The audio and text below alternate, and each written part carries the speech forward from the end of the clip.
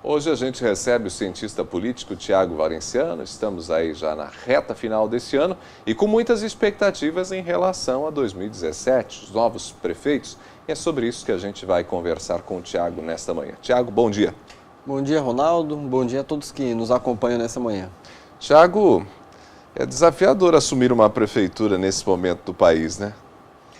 Bastante desafiador, né? A gente passa por um momento de crise política, crise institucional, crise até mesmo de confiança, não só no poder legislativo, que era clássico não ter confiança no poder legislativo, mas no poder executivo também. E aí essa crise vai trazer novos desafios para os novos prefeitos. A gente vê casos assim de prefeitos que vão tentar fazer alguns embates em algumas situações mais complicadas do país, como o caso do Dória em São Paulo, que já anunciou ontem que vai acabar com aquela via calma, que vai tentar até mesmo privatizar algumas ciclovias. Então a gente vai enfrentar alguns embates em São Paulo, que é a maior cidade do país. O caso do Rafael Greco em Curitiba, que anunciou ontem o secretariado, né, dos 24 principais cargos de primeiro escalão do Greco em Curitiba, 10 são ligados ao governador Beto Richa, que mostram o sucesso eleitoral do Beto, apesar da baixa aprovação. E em Maringá, o Ulisses também já anunciou boa parte do seu secretariado, também vai passar por algumas dificuldades nesse início de mandato, já anunciou que pretende fazer algumas sessões extraordinárias com a Câmara Municipal para aprovar algumas mudanças na estrutura administrativa do município. Então vai ser um começo de ano bem conturbado para os novos prefeitos. E o momento de início de mandato, em que há ainda popularidade em alta, boa vontade da população, é o momento para fazer as mudanças que se deseja fazer, né? Ou seja, se você quer fazer alterações, inclusive algumas medidas que possam contrariar parte da população, que possam ser desconfortáveis, o momento é no início do mandato, né?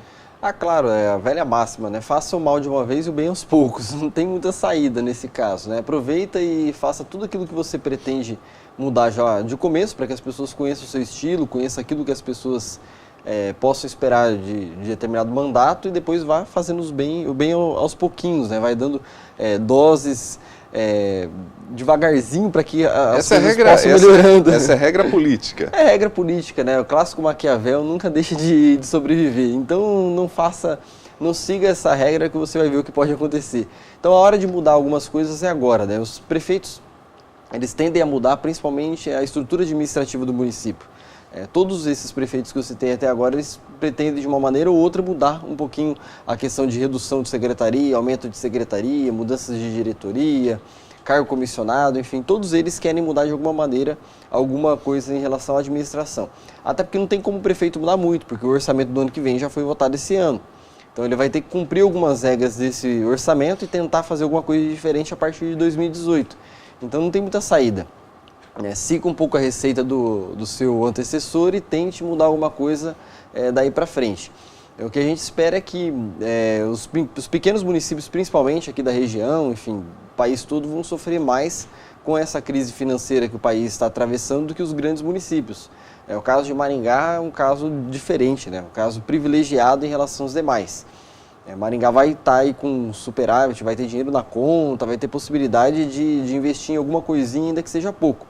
Agora os demais municípios vão sofrer bastante com essa crise, que é o que a gente tem visto aí nos noticiários. O caso de Maringá é um caso distinto, de fato, né? A gente tem aí dinheiro em caixa que está sendo deixado pela atual administração, inclusive com obras licitadas, e também a promessa da administração de que está deixando saldo para honrar esses compromissos, mas isso tudo também cria um desafio para o próximo gestor, para o prefeito Ulisses Maia, porque ele pega essa situação e precisa trabalhar diante desse quadro com uma certa pressão, porque tem que fazer aquilo que foi prometido, mas sem abrir demais o leque, né, de possibilidades, de investimentos, para que não possa desequilibrar essas contas, né? Certamente, Ronaldo, o Ulisses vai ter um desafio de não só cumprir aquilo que ele prometeu durante a campanha, mas também o desafio, que eu já venho comentando desde o dia da eleição dele, mas também com o desafio de mudar um pouco a cara da administração. São 12 anos... foi isso que a população pediu, né? Sim, foi isso que a população pediu, são 12 anos do mesmo grupo no poder e agora a roupagem tem que ser nova. Se ele não fizer isso, certamente ele não vai manter a sua popularidade num nível tão alto ou pelo menos no nível que está agora. Então ele vai ter que mexer um pouco na administração, mas também tentando cumprir de um lado as promessas feitas, de outro lado colocar um pouco a cara do seu governo. Ele precisa deixar uma marca no governo. Talvez a maior crítica que os governantes sofram ao longo dos anos aí é aquele governo sem marca, aquele governo meio insosso, né? Nem tão quente, nem tão frio, é aquele governo morno. Então ele vai ter que deixar um pouco essa marca de governo e vai ter que passar para as pessoas aquilo que ele quer daqui para frente, né? E querendo ou não, né, acho que independente da gestão, quando quem ganha é um opositor, né, quem deixa a prefeitura parece que sempre deixa ali, né, como a gente diz, né, na linguagem popular, as cascas de banana, né, para poder dar uma dificultada no início da gestão do novo prefeito. Não só isso, Ronaldo, mas também vai deixar algumas questões pendentes, né? Não tem como você concluir o mandato em 4 anos sem deixar alguma coisa para o seu sucessor, ou sem deixar alguma coisa para o próximo mandato, até porque a administração pública é uma coisa linear, né? Ela começou e não tem ano para terminar, né? Os ciclos acabam, mas a linearidade da administração não. Então o Ulisses agora vai ter esse desafio de acertar alguns detalhes, algumas questões polêmicas que eu já comentei inclusive aqui, essa questão do lixo em Maringá, a questão da ciclovia que vocês acabaram de comentar aqui no jornal, enfim, ele tem a questão da mobilidade urbana, né, que passa pelas ciclovias, enfim, tem alguns detalhes aí que parecem pequenos, mas são substanciais aí para que a cidade possa continuar crescendo. A cidade precisa fazer esses ajustes, né? No caso, por exemplo, de São Paulo, em que o prefeito que assume retoma modelos anteriores, né, de certa forma descontinuando aquilo que já vinha sido implementado e até com uma mudança um pouco ousada, né, pelo prefeito atual, pelo prefeito Fernando Haddad. É sempre um risco você assumir um modelo em que você já foi testado e que havia problemas. Por exemplo, em São Paulo, essa questão do trânsito é um problema bastante sério.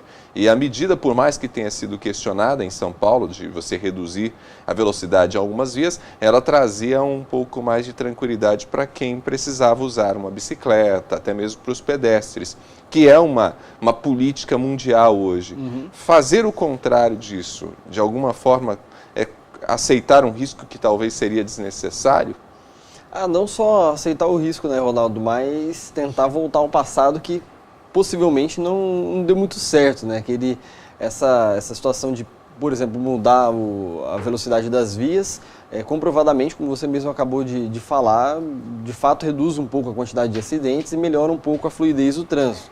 Nem sempre acelerar mais é ganhar mais tempo, né? Então, ele vai ter não só esse desafio, mas o desafio assim, das descontinuidades que o governo de São Paulo passou nos últimos anos. A gente teve a Marta pelo PT, hoje no PMDB, a gente teve o governo há 20 anos atrás do Maluf, depois do Celso Pitta, que foi o seu sucessor trágico. A gente teve depois o governo do Serra, tentou o Alckmin disputar a prefeitura e não conseguiu vencer. Então a gente experimentou quase que de tudo ali na prefeitura de São Paulo, né? Os moradores de São Paulo experimentaram quase de tudo e viram que mudar talvez essa saída do Dória, que fez uma boa pré-campanha, que já era uma figura conhecida, possa ser a solução do caso de São Paulo. Porém, como você mesmo comentou, que é uma mudança ousada, não dá para a gente esperar muito, né? Não dá para saber muito o que ele vai fazer. Há uma grande expectativa, inclusive, em torno daquilo que ele possa colocar como medida importante do seu governo. Então, vai ser um governo assim, emocionante para a gente acompanhar nos primeiros dias aí. A gente tem várias administrações que são novas em vários sentidos, né? Inclusive da não tradição política, né, dos seus personagens. O caso do Dória, o caso também de Belo Horizonte, que o ex-presidente do Atlético Mineiro se tornou prefeito da cidade. Então, essas personalidades em cidades importantes, como é o caso de São Paulo, Belo Horizonte, fazem com que a gente tenha um cenário diferente, novo e cheio de expectativas. E além dessas expectativas, a gente também fica com a expectativa da tradição, né? A gente comentou um pouquinho do Greca aqui agora, Curitiba, capital do estado, a gente vai ver o que a tradição do Greca pode trazer de novo para a prefeitura. Inclusive, o lema de campanha dele era Volta Greca, quer dizer, voltar ao passado, mas com uma pitada de futuro. Parecia que todo mundo queria voltar para Curitiba dos anos 90, mas olhando a Curitiba de 2017. Então também vai ser um ingrediente interessante, né, de figuras já conhecidas na administração pública, o Greca, mesmo sendo uma figura conhecida, representando o Novo nesse momento, e nessa representação do Novo, esperar o que ele vai trazer realmente de novo, daquilo que ele pensava que era boa Curitiba da década de 90, que hoje já não existe mais. Então, é outro caso interessante para a gente acompanhar, né? Resumindo, a gente vai ter aí várias boas prefeituras para acompanhar nos próximos 100 dias, pelo menos. São expectativas diferentes, realidades diferentes, mas todas com grandes desafios, né? Para a gente já partir para os momentos finais da nossa conversa, Tiago, até porque na semana que vem você não vai estar com a gente, Maringá também já está vivendo isso há algumas semanas, mas nessa reta final de ano, nesse finalzinho de ano, esquentam também as discussões no que diz respeito à Câmara de Vereadores. A mudança da presidência, a possível mudança na presidência, é um tema do momento e que tem tudo a ver com alinhamento com a administração ou não? Você acredita que a Câmara de Maringá hoje, até pelo próprio discurso do prefeito eleito Ulisses Maia, deve ter uma característica, ou deve manter uma característica de uma certa independência com o Executivo? É impossível falar, Ronaldo, que os vereadores não vão conversar com Ulisses para poder falar da eleição da presidência da Câmara. Não tem como falar assim de que, olha, a gente vai fazer uma eleição sem a gente nem conversar com o prefeito. É impossível isso. Eles vão ter que conversar com Ulisses, ou já estão conversando com Ulisses em algum momento. Na verdade, a eleição da Câmara também deve ser diferente, essa próxima, porque nós temos alguns ingredientes assim interessantes que a eleição passou para os vereadores agora, os recém-eleitos. De que todo mundo quer mudança, quer mudar as caras, quer mudar também a prática política, não adianta mudar. São 12 vereadores que não estão na atual legislatura. Sim, são 12 vereadores e a maioria dos que foram eleitos já ocuparam algum tipo de cargo na política, porém quase que a metade não ocupou nenhum tipo de cargo ainda na Câmara Municipal. Ou seja, é uma Câmara que vai sofrer um pouquinho nos próximos dias para tentar chegar a um denominador comum. Até a ausência de conhecimento do trâmite do Legislativo, isso acaba prejudicando, até por você conhecer bem a estrutura da Câmara como assessor? Olha, Ronaldo, prejudica por um lado na questão de que a assessoria que faz as coisas andarem com os vereadores. Porém, a prática legislativa, a prática de conhecimento do regimento, eles vão ter quase que um mês ali de cursos internos para conseguir aprender isso daí. E isso, a meu ver, não vai dificultar nada, até porque a maioria desses vereadores eleitos tem uma grande inserção dentro da política. Então, eles já conhecem bastante o meio político, como que as coisas funcionam. Mas a eleição vai ser uma eleição diferente, uma eleição interessante. No sentido de que os novatos querem trazer uma coisa de fato nova para a Câmara, dar uma nova cara. No que diz respeito à mesa diretora. Sim, em todos os sentidos, né? Eles querem trazer alguma situação nova para a Câmara Municipal. Porém, aqueles mais experientes querem também mostrar que eles podem fazer novo e também fazer diferente. Então, quer dizer, mudança e novidade são as palavras do momento para a Câmara. Não tem muita saída além disso daí. E eles querem mudar, mas querem mudar no sentido de que, olha, eu estou mudando, mas estou mudando com tranquilidade e no sentido de que eu estou mudando e trazendo coisa melhor, não só para a população, mas como para a estrutura interna da Câmara também. Bom, a gente vai acompanhar as cenas dos próximos capítulos dessa novela. Dia 1º a eleição, né? Dia 1º. Dia 1º às 17 horas, lá no plenário da Câmara, tem eleição. Tiago, muito obrigado por você ter passado esse ano com a gente. A gente te espera aqui na primeira semana de janeiro. Estaremos aqui novamente e desejar a todos que nos acompanham um Feliz Natal e também um Feliz 2017.